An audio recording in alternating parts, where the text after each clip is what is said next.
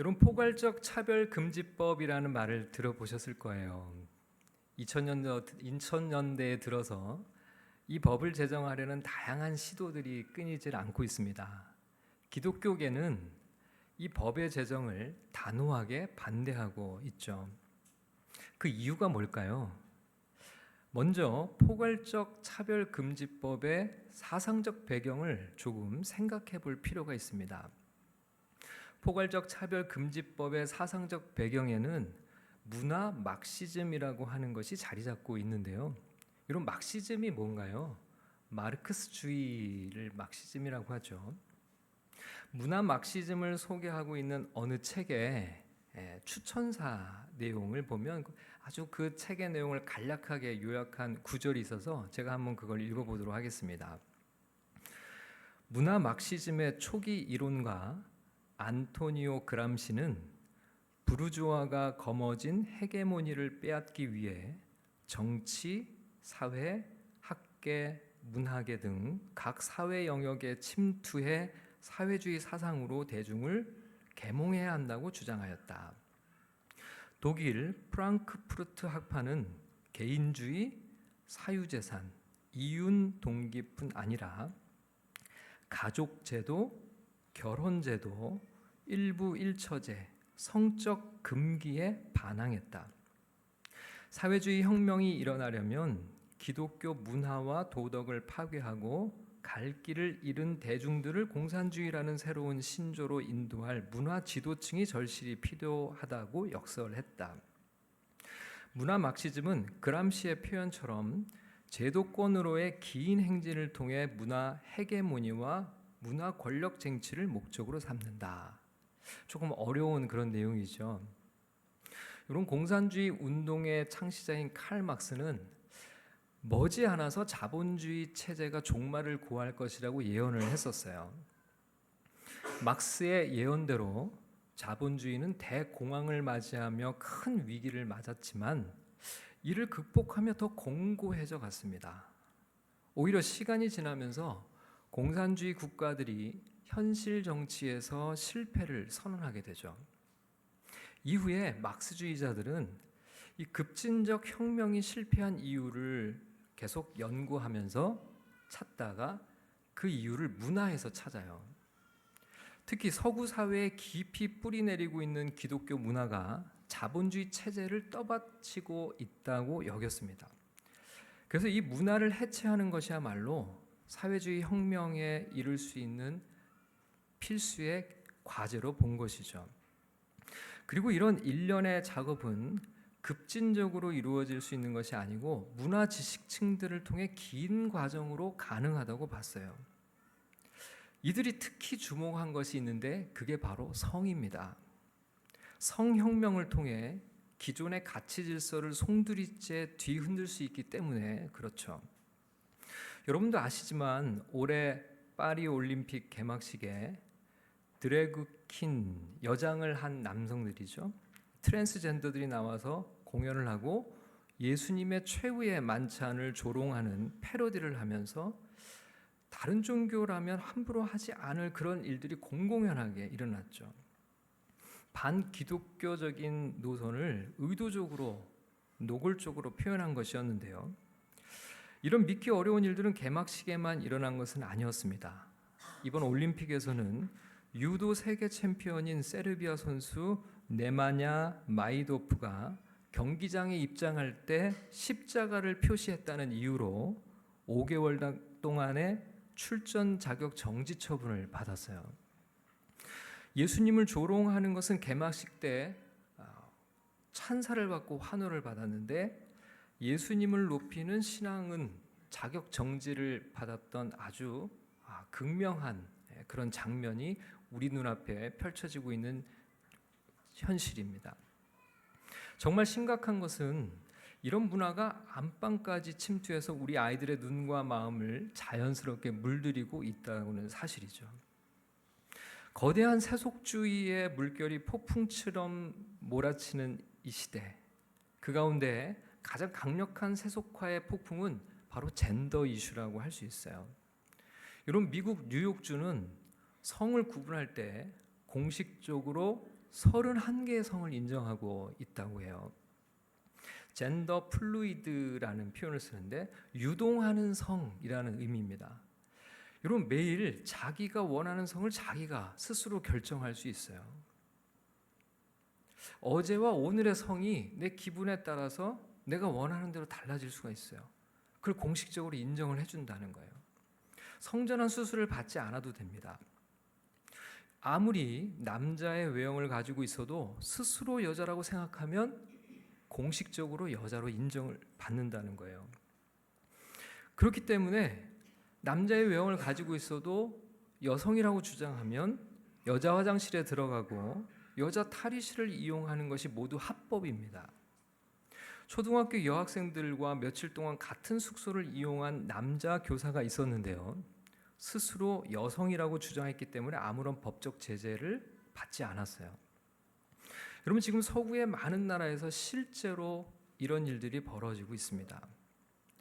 서구에서는 성 정체성에 혼란을 겪는 아이들에게 부모가 개입해서 가르치는 것을 불법으로 간주하고 이를 가로막는 시대가 되었습니다.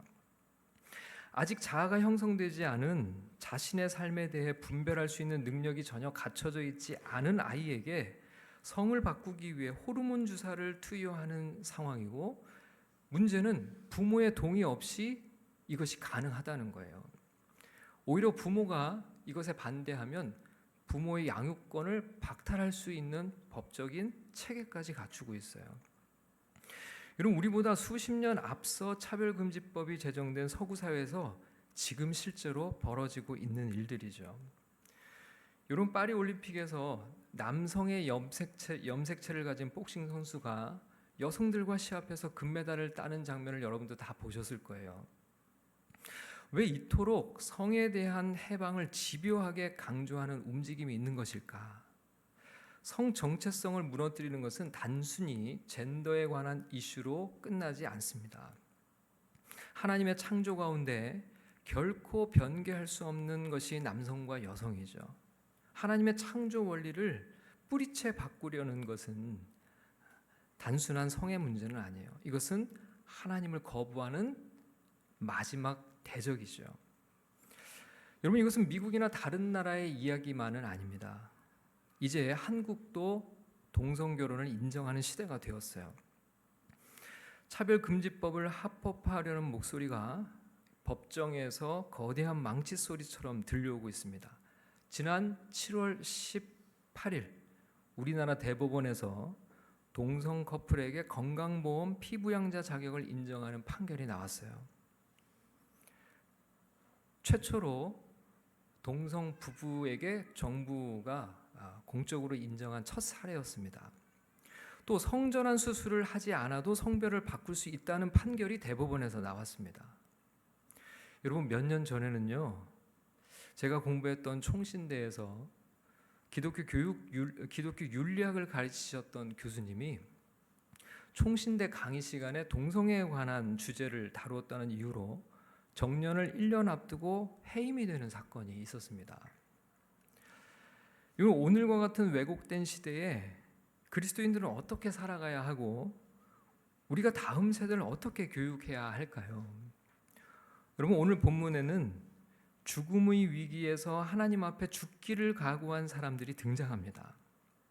사드락과 메삭과 아벳느고, 이 세 사람의 이름이 등장을 하는데요.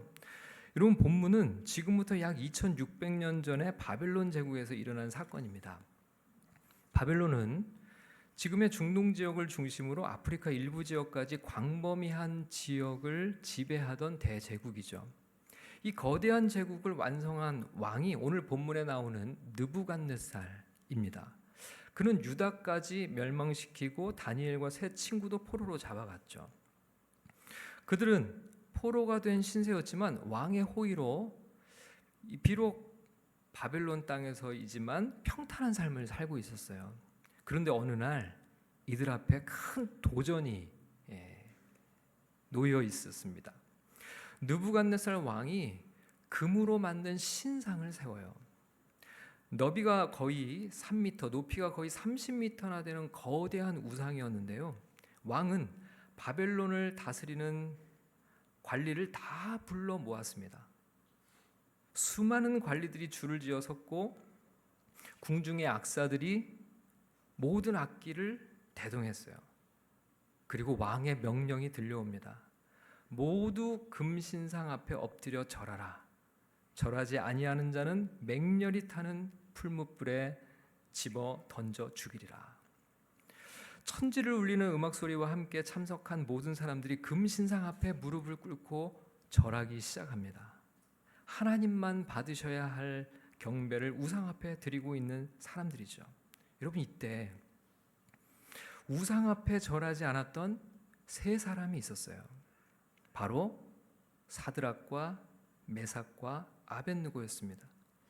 이들은 하나님 한 분 외에는 어느 누구에게도 절하지 않겠다는 믿음을 간직하고 있었어요. 이렇게 신앙의 절개를 지키려면 여러분, 따라오는 것이 있죠. 무엇이 있어요? 핍박이 있습니다. 여러분, 사람들이 이 세 사람을 보고 참소해요. 12절을 보면 이렇게 되어 있습니다.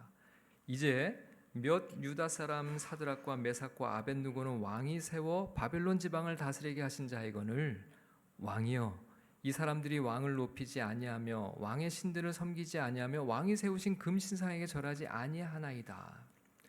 왕은 이 사실을 알고 분노했어요. 포로로 잡혀온 처지에 높은 관직까지 주었는데 금신상에게 절하지 않은 것은 왕의 권위에 대한 도전이었죠. 그것과 마찬가지로 보였습니다. 평소에 이들의 충정을 잘 알고 있던 왕이 한 번 더 기회를 줘요.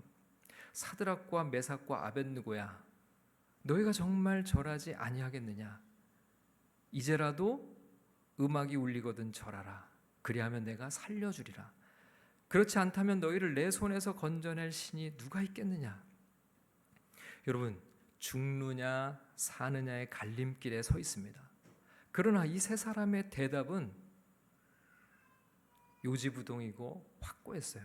자, 16절에서부터 17절까지 말씀 우리 같이 한번 읽어보겠습니다. 시작. 사드락과 메삭과 아벳느고가 왕에게 대답하여 이르되 느부갓네살이여, 우리가 이 일에 대하여 왕에게 대답할 필요가 없나이다. 왕이여, 우리가 섬기는 하나님이 계시다면 우리를 맹렬히 타는 풀무불 가운데서 능히 건져내시겠고 왕의 손에서도 건져내시리이다. 여러분, 이 고백은요, 죽음을 각오한 고백이죠. 오직 하나님 한 분 외에는 우리의 신앙을, 우리의 믿음을 결코 버릴 수 없다는 거예요. 하나님만을 섬기겠다는 단호한 믿음의 고백이 담겨져 있죠. 여러분, 사람들은 이렇게 생각할 수 있어요. 아니, 굳이 이렇게까지 해야 되나? 절 한 번 한다고 신앙이 사라지는 것도 아니지 않나? 그러나 이런 질문에 이들은 분명하고 단호하게 대답해요. 우리가 무릎을 꿇을 수 있는 하나님은 단 한 분밖에 없습니다. 여러분, 타협이란 단어가 사람들에게는 매우 지혜롭게 들려요. 여러분, 기독교가 유일, 절대라는 말을 기독교에서 빼버리면 아마 기독교는 세상에서 가장 안전한 종교가 될 겁니다. 남을 자신보다 더 귀하게 여기고 겉옷을 달라면 속옷까지 주고, 여러분, 이것보다 더 고결한 윤리와 철학이 세상에 어디 있겠어요? 여러분, 왜 기독교가 이 시대에 이렇게 조롱과 비판의 대상이 되고 타도의 대상이 될까? 여러분, 얼마 전에 한 분이 인사청문회에서 이렇게 이야기를 했어요. 저는 진화론이 아니라 하나님이 세상을 창조한 사실을 믿습니다. 이 고백을 했던 것 때문에 폭격처럼 비판을 받는 시대, 하나님을 향한 절대적인 신앙 때문에 조롱을 받는 시대를 우리는 살아가고 있죠. 오늘과 같은 어두운 영적 시대를 향해 피를 토하는 심정으로 쓴 A.W. 토저의 책이 있습니다. 제목이 세상과 충돌하라. 부제는 세상과 동행하는가, 성령님과 동행하는가인데요. 토저 목사님은 이렇게 말씀했어요. 적당히 타협하며 편하게 살고 싶은가, 살고 있는가? 하나님은 그 편한 길을 철저히 반대하신다. 세상과 불화하라. 겁먹지 말고 당당히 맞서라. 그리스도인들이여 무릎 꿇고 세상을 흉내내지 말라. 그렇죠. 여러분, 동성애 세력도 반기독교 세력도 오히려 당당하게 자신들을 커밍아웃하며 자신들을 드러내는데, 기독교인들은 너무나 조용히 이 시대를 관조하고 지켜보고 있는 것은 아닌가요? 여러분, 우리 스스로에게 질문해 봐야 합니다. 나는 신앙 때문에 세상에서 배척당하는 것을 두려워하고 있지는 않은가? 세상에서 기독교인이라는 사실 때문에 외면당하는 것이 부담스러워 너무나 소심하게 살아가고 있지는 않을까요? 토조 목사님은 침묵이라는 이름의 신앙을 파묻어버리는 우리를 향해 외치고 있어요. 이 시대 그리스도인들이여, 하나님을 대적하는 시대 정신에 맞서라. 세상과 충돌하라. 우리는 예수님 때문에 비난받을 용기도 가져야 하는 것이죠. 오늘날 한국 사회는 전혀 다른 현실 앞에 직면해 있습니다. 지금이야말로 하나님의 특별한 은혜가 절실히 필요한 순간이죠. 온 세상을 통치한 권력자 앞에 일사각오의 정신으로 당당하게 서서 하나님의 이름을 높였던 새 친구들의 신앙이 우리에게도 필요한 순간입니다. 우리는 할 수 있는 모든 것에 최선을 다해야죠. 그러면 역사의 주인 되신 하나님은 인간의 상황을 초월하는 그분의 영광을 그분께서 드러내실 거예요. 하나님을 사랑하고 하나님 나라를 열망하는 사람들, 그 신실한 종들을 통해 하나님이 이루실 역사를 우리는 기대하고 믿습니다. 우리가 올려드리는 기도는 하늘의 보좌를 움직일 겁니다. 우리가 기도에 두 손을 들 때 하나님은 보좌에서 일어나시어 우리를 향해 은혜의 두 팔을 펼치실 거예요. 그럼에도 불구하고 우리는 모든 결과를 주님께 맡길 것입니다. 여러분, 이전에 이 세 친구들의 고백이 오늘 우리의 고백이 되기를 소원합니다. 여러분, 18절 같이 한번 읽어보겠습니다. 시작. 그렇게 하지 아니하실지라도 왕이여, 우리가 왕의 신들을 섬기지 아니하고 왕이 세우신 금신상에게 절하지도 아니할 줄을 아옵소서. 여러분, 그렇게 하지 아니하실지라도가 뭐예요? 우리가 풀무불에 타 죽는 한이 있더라도 왕이여, 우리가 왕의 신들을 섬기지도 아니하고 왕이 세우신 금신상에게 절하지도 아니할 줄을 아옵소서. 여러분, 그렇게 사드락과 메삭과 아벳느고는 풀무불에 던져졌어요. 하나님을 향한 변함없는 절개로 당당하게 나아갔던 이들, 그렇게 하나밖에 없는 생명을 주님을 위해 드린 거예요. 그러자 참으로 놀라운 일이 일어났습니다. 풀무불을 지켜보던 느부갓네살 왕이 갑자기 자리에서 일어났어요.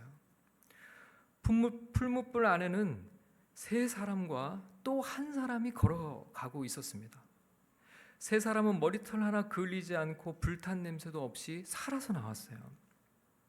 하나님께서 그분의 사자를 보내셔서 그들을 보호해 주신 거죠. 그야말로 이사야 43장에 있는 말씀이 그대로 재현된 겁니다. 이사야 43장 2절 말씀을 우리 다 같이 한번 읽어보겠습니다. 시작. 내가 물 가운데로 지날 때 내가 너와 함께 할 것이라. 강을 건널 때 물이 너를 침몰하지 못할 것이며 내가 불 가운데 지날 때에 타지도 아니할 것이요 불꽃이 너를 사르지도 못하리니. 하나님은 이 약속을 문자 그대로 이루셨어요. 하나님 외에는 다른 신을 섬기지 않겠다고 목숨을 건 믿음의 선포, 그 헌신이 풀무불 가운데 하나님의 말씀의 성취로 이어지게 된 거죠. 그렇기 때문에 이렇게 말할 수 있는 겁니다. 풀무불 속에 들어가는 결단과 헌신이 없기 때문에 우리 삶에는 이런 기적 같은 사건도 일어나지 않는 것이다. 여러분, 이 이사야 43장 2절 말씀이 성취되기 위해서는요, 누군가는 풀무불 안으로 들어가는 믿음이 필요했던 거예요. 아무도 들어가지 않는다면 아무도 풀무불에서 살아나오는 기적도 말씀의 성취도 없는 거죠. 느부갓네살 왕이 풀무불 가운데 네 번째 사람이 거니는 것을 보고 그의 태도가 180도 달라졌습니다. 다니엘서 3장 26절 말씀을 같이 읽어보겠습니다. 시작. 느부갓네살이 맹렬히 타는 풀무불 아기 가까이 가서 불러 이르되 지극히 높으신 하나님의 종 사드락 메삭 아벳느고야 나와서 이리로 오라 하매 사드락과 메삭과 아벳느고가 불 가운데서 나온지라. 여러분, 자기가 최고의 신이라고 느부갓네살은 여겼어요. 그리고 큰 신상을 만들고 자기를 향해 예배하라고 그랬어요. 근데 여러분, 느부갓네살이 뭐라고 고백합니까? 지극히 높으신 하나님의 종. 여러분, 우리가 풀무불 속에 들어갈 수 있는 결단과 믿음이 있을 때 믿지 않는 사람들이 하나님을 보게 돼요. 믿지 않는 사람들의 입술에서 하나님을 찬양하는 고백이 흘러나오는 겁니다. 우리가 믿음이 없고 우리가 세상과 타협할 때 어느 누구도 세상에서 하나님을 볼 수가 없어요. 천하를 지배하던 왕, 그 교만한 왕의 고백이 흘러나오는 거죠. 여러분, 다니엘서 3장 28절 말씀도 함께 읽겠습니다. 시작. 느부갓네살이 말하여 이르되 사드락과 메삭과 아벳느고의 하나님을 찬송할지로다. 그가 그의 천사를 보내사 자기를 의뢰하고 그들의 몸을 바쳐 왕의 명령을 거역하고 그 하나님 밖에는 다른 신을 섬기지 아니하며 그에게 절하지 아니한 종들을 구원하셨도다. 느부갓네살 왕의 고백이에요. 하나님을 찬송할지로다. 그가 그의 천사를 보내서 자기를 의뢰하고 그들의 몸을 바쳐 왕의 명령을 거역하고 그 하나님 밖에는 다른 신을 섬기지 아니하며 그에게 절하지 아니하는 종들을 구원하셨도다. 여러분, 신앙은 위대한 결과를 가져옵니다. 우리가 생명을 드리는 심정으로 믿음으로 나아갈 때 여러분, 지금 누가 영광을 받고 계신가요? 하나님이 영광을 받고 계세요. 세상 앞에서 살아계신 하나님의 영광을 하나님이 친히 드러내고 계신 거죠. 자, 그런데 여러분, 문제가 있어요. 나 자신을 보면 어떤가요? 우리는 한없이 초라해져요. 내 믿음을 보면 어떻습니까? 너무 부끄럽죠. 나도 이런 믿음으로 살고 싶은데 잘 안 돼요. 나도 생명을 던지는 믿음으로 살겠노라고 결단하지만 정작 이 자리를 벗어나면 더 낙심이 크고 더 좌절해요. 말씀을 전하는 저도 마찬가지죠. 여러분, 풀무불 속에는 분명히 세 사람이 들어갔습니다. 사드락, 메삭, 아벳느고. 그런데 느부갓네살이 왕이 풀무불 속을 봤을 때 분명 네 사람이 거닐고 있었죠. 여러분, 다니엘서 3장 25절을 읽어보겠습니다. 시작. 왕이 또 말하여 이르되 내가 보니 결박되지 아니한 네 사람이 불 가운데로 다니는데 상하지도 아니하였고 그 넷째 모양은 신들의 아들과 같도다 하고. 사드락, 메삭, 아벳느고 외에 그 한 사람은 누구였을까요? 느부갓네살 왕은요, 넷째의 모양이 신들의 아들과 같다고 말합니다. 하나님을 모르는 느부갓네살 왕의 입술을 통해 성경은 사드락, 메삭, 아벳느고와 함께 하신 이가 누구신지를 우리에게 힌트를 줘요. 누구실까요? 네, 하나님의 아들 예수 그리스도가 그 자리에 함께 계셨던 거죠. 예수님께서 이들과 함께 계셨습니다. 풀무불 가운데요. 여러분, 예수님께서는요, 사드락과 메삭과 아벳느고가 풀무불에 들어가지 않게 하실 수 있어요. 분명히 우리는 그걸 믿죠. 예수님은 그렇게 하지 않게 하실 수 있는 분임을 믿습니다. 그런데 여러분, 예수님은요, 사드락, 메삭, 아벳느고와 함께 풀무불 속으로 들어가세요. 우리의 고난을 면제하시는 것이 아니라 우리와 함께 고난의 현장으로 들어가세요. 그리고 풀무불 속에서 고난의 깊은 현장과 죽음의 현장 속에서 예수님은 우리와 함께 하시고 우리를 지켜주시고 우리를 살려주시는 거죠. 여러분, 예수님은 우리에게 분명하게 약속하셨습니다. 마태복음 28장 19절 20절 말씀을 함께 읽겠습니다. 시작. 그러므로 너희는 가서 모든 민족을 제자로 삼아 아버지와 아들과 성령의 이름으로 세례를 베풀고 내가 너희에게 분부한 모든 것을 가르쳐 지키게 하라. 볼지어다 내가 세상 끝날까지 너희와 항상 함께 있으리라 하시니라. 여러분, 여기에 우리가 할 사명이 있어요. 예수님의 제자로 삼고 예수님께서 분부한 모든 것을 모든 민족에게 가르쳐 지키게 하라는 겁니다. 예수님이 말씀하신 진리를 붙들고 그것을 전하라는 거예요. 그리고 그 다음은 예수님이 책임지신다는 약속이에요. 그리고 주님이 우리를 이끌어 가실 거라는 겁니다. 여러분, 우리는 할 수 없는 일들이 우리 예수님의 임재하심 가운데, 주님과 동행함 가운데 우리는 주님이 하시는 일들을 우리의 삶에서 목도하게 될 거라는 거죠. 볼지어다 내가 세상 끝날까지 너희와 항상 함께 있으리라. 항상 함께 하시는 주님이 우리의 삶 속에서 역사하신다는 약속의 말씀을 우리가 붙들어야 할 줄 믿습니다. 내가 아니라 우리와 함께 하시는 예수님이 칭히 행하실 것을 믿고 갑시다. 이런 믿음의 역사가 우리 모두에게 나타나기를 주님의 이름으로 축원합니다.